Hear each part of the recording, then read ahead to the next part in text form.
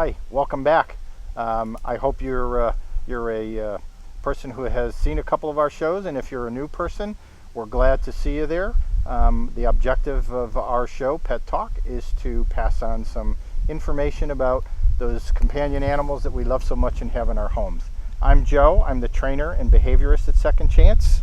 And I'm Cheryl. I'm the director at Second Chance. Today we thought that we would talk about proper pet care. How to take care of our dogs from a medical standpoint, from a grooming standpoint.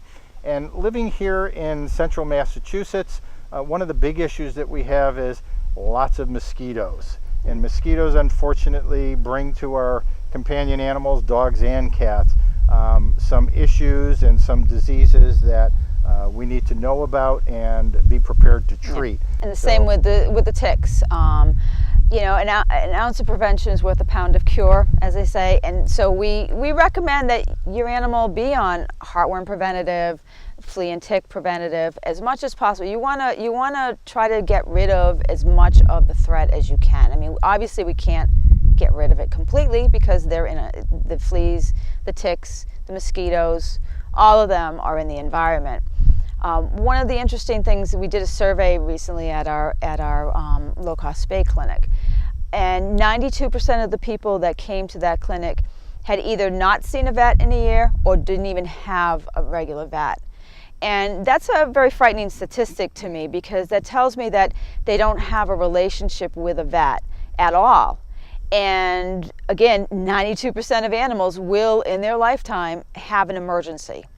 And if you don't have any kind of established relationship with a vet, the first problem is you're not going to even know where to turn to in an emergency. So proper vet care is important. I mean, there's almost 75 million dogs in America. There's almost 90 million cats. So most households, I think it's like 2/3 of the households in America have an animal. And that means that they need vet care. Just like we need to have a yearly checkup and things like that, so do your animals. They need to be checked out. Things that we may not even notice when they go to the vet's office, they may find. And they may find early enough to save your dog's life or your cat's life. Some of the things that we need to think about is fleas, number one. Fleas are in the environment. I have people that say, my dog brought them in. Well, that may be true, but you can also bring them in on your clothing. They are everywhere. So fleas are one thing that it's very easy to prevent. There's plenty of treatments out there, topical treatments, good for 30 days. We can do that. Some of the other things that we need to be concerned about is Lyme disease. There's been more and more discussion about that out there. As far as the humans go, well, about 40% of the dogs that come into our shelter test positive for Lyme. Now, there's a lot of controversy about treatments and stuff, and we're going to have a guest speaker today that will get into that a little later on what exactly Lyme disease is, what the treatments are, what the symptoms are, because I think that is one of the biggest ones that we deal with here. There's other things like heartworm. We still see that out here. It's still prevalent. Anaplasmosis, Ehrlichia. Those are all, either tick-borne, mosquito-borne diseases out there. There's a lot of them. There's some that we rarely see, and there's some that we always see. And Lyme is the one that always comes to the top. Tell us what the downside is, Cheryl. If we didn't treat for fleas, as an example, what happens to the animal? Well, I want to give you a perfect example of a dog that came into our shelter. Hopefully we can get a close-up of this picture here. This is a dog that came into our shelter. And what happened was she's missing most of the hair on her back end. Why is she missing it? The simple thing is she had flea dermatitis. Flea infestation that... It was extreme. Yeah, that made the dog really uncomfortable. Miserable, yeah. Miserable, suffering, and just wiped out her Yep, fur. and it was, the dog was so miserable, so itchy, the fleas were everywhere. As soon as we put flea medication on her, got her under treatment, her hair started to grow back, and she was a different dog. If you look at the demeanor in the picture, you see her ears are down, her head's down. She's miserable. Yeah, she's suffering. Once she got treatment, she was a normal, happy lab. Her ears were up. She was bouncing around, and that we see a lot of that. And unfortunately, when I see this kind of flea infestation, all I can think of is the house has to be completely infested as well, because they're not just on her. That she's not exclusive to this. It's everywhere. It's going to be in your cushions. On your couch. It's going to be in your rugs. It's going to be everywhere. And that makes it even harder to get rid of. And it's a very simple medical issue to cure. It's not complicated. It doesn't take long, and relatively inexpensive. Yep. How about tick issues? What happens when we don't treat our dogs for ticks and they do pick up ticks? What's the downside? Well, I mean, the big thing is the Lyme disease, and most of the time when we find a tick on our animal, it's already latched on. You know, we may find one on us and we're able to brush it off because we feel it. Well, dogs don't have that much of it. It's not as easy for them. So Lyme is the big one, and that's the one we're going to concentrate on this issue. And we're going to have Dr. Litas here to talk about this shortly, because we think that people really need to realize what the symptoms are if you let it go untreated, what the treatments are, so that you can make an educated decision on it. And maybe you'll leave the show and look at your dog and go, geez, you know, I've noticed the dog has been limping, or I noticed this other symptom, and maybe you should go get a test. The test is simple. You can get it at any vets. Our wellness center offers these testings every Wednesday from 9 to 11, so you can get them. It's a fairly inexpensive test. It takes 10 minutes, and you can find out whether or not they have not only Lyme disease, but the heartworm, the anaplasmosis, and the ehrlichia, because the one test tests all of them. I want to share one other picture. This is a dog that's actually become very famous at our shelter. His name is Mr. Higgins. Another dog. This shepherd came in with such bad flea infestation and had anemia from the fleas. He weighed, 49 pounds when he came in. He's now happily been adopted and everything, and he now weighs 110 pounds. This was a dog that was so distressed that it just didn't even want to eat. And we can relate to that in our human terms. When we really don't feel well, we're really not interested in eating. Unfortunately, this is a full-size German Shepherd, and when he came into us at 49 pounds, it's just a devastating thing to see a dog suffer like that needlessly. And you know, this brings to light how much fleas can affect him. I mean, he became anemic, he wasn't eating, all of these things happened to him, and you know, he lost all this weight. And it was amazing to me that we started out with a $10 flea treatment as the initial thing, and within a day we started to see improvement. Of course, we spent a lot more money down because he had infections from, you know, the itchings and the open sores and all that other stuff. We had to get him to eat. I mean, he had a lot of medical issues to get him healthy. But a simple $10 treatment in his previous home would have prevented all of this. So I think what we'd like to do now is bring in the expert. Cheryl and I are not veterinarians, nor do we play one on TV. We'd like to bring in Dr. Litas, Dr. Alan Litas, and he's going to kind of give us some more detail on these diseases, what causes them, what the results of it is, and how we can treat it. We are here today with Dr. Alan Litas, who is our clinic vet at our wellness center. And we want to talk a little bit about the importance of preventative treatments for things like tick-borne diseases. So, Dr. Litas, I'd like you to explain what exactly is Lyme disease. Okay, Lyme disease is a bacterial infection that affects dogs and other animals, including people, and it's transmitted by a certain kind of tick called the deer tick. Okay, and so it's transmitted by the tick itself. Are there other diseases as well transferred by the ticks? Oh yeah, there are other tick-borne diseases, of course, like anaplasma and ehrlichia and Rocky Mountain spotted fever. But Lyme disease is very prevalent in this area, and it can be a very serious disease. What are the symptoms that people should be aware of in their dogs? If the dogs become symptomatic, meaning if they become ill with Lyme disease, first thing you'll probably notice is the dog limping. It can limp on one leg, it can limp on several legs. It can be so severe the dog cannot even get up. It's just lying there on the floor, not wanting to move at all, not wanting to eat, seeming to be in a lot of pain. It usually has a fever, and they can appear to be quite ill. Now, do all dogs show these symptoms? No, I would say the majority of dogs that actually get infected don't show the symptoms. So what are the treatments that if the dog, well, first of all, I think we need to explain how to test for it, Yes. and then what the treatments are. There is a blood test that can be done in the veterinarian's office that will test for exposure to the organism. In other words, what you're testing for is the antibodies that the dog produces after being infected with the bacteria. So if that test comes up positive, Yes, they yes. have to follow up with another test, correct? It shows exposure. What I usually recommend, if the dog is not showing any signs of it, is to have a urinalysis, a test of the urine done to check for protein in the urine.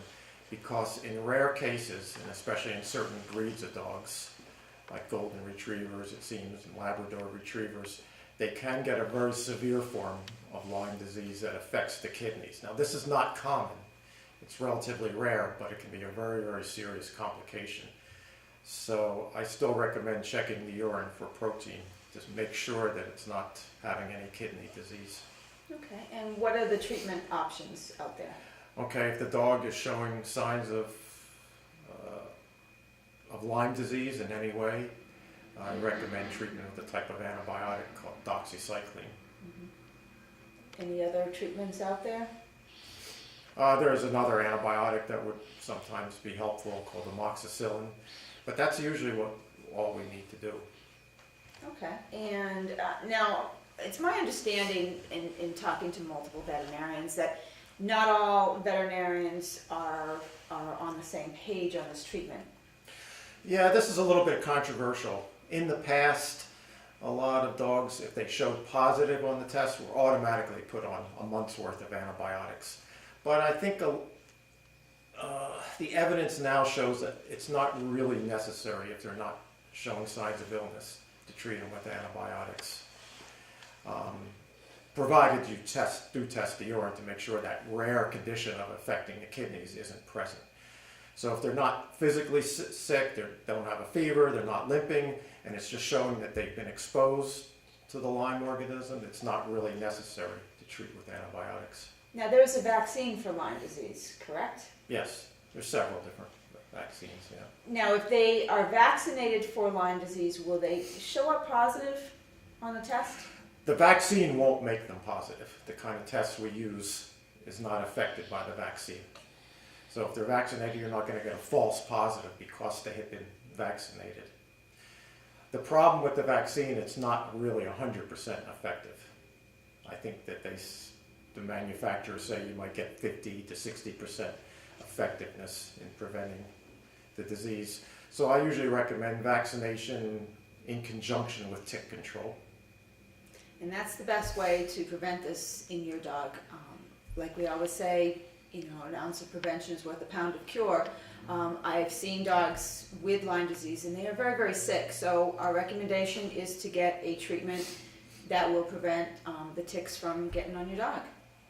Dr. Lees, what other tick-borne diseases besides Lyme, which is something we already have talked about? Yeah, there's several other tick-borne diseases like anaplasmosis and Ehrlichia and Rocky Mountain spotted fever and Babesia. These are all transmitted by ticks, but the one I really wanted to talk about because I think it's somewhat concerning is one called Ehrlichia, which is a type of bacteria known as a rickettsial bacteria that in the past was mostly seen in very warm areas of the world, usually in tropical areas or down south in the southern parts of this country, but I'm starting to see it up north now. And this is transmitted not by the deer tick like Lyme disease, but it's transmitted by the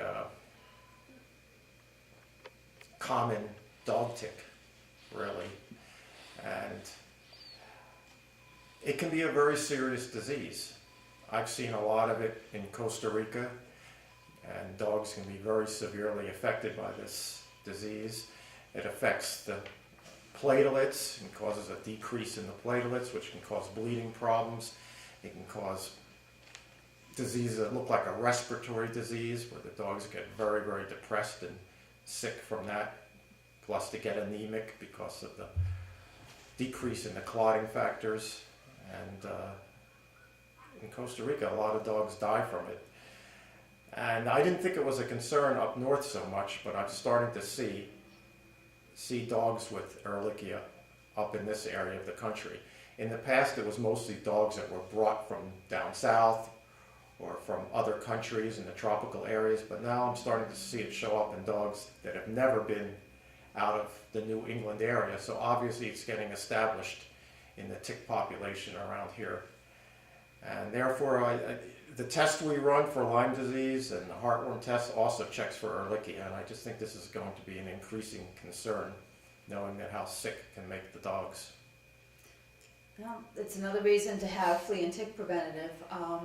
Since flea and tick preventative go hand in hand, maybe we should talk a little bit about fleas and mosquitoes as well, because those are other infestations of dogs and cats that we see on a pretty regular basis.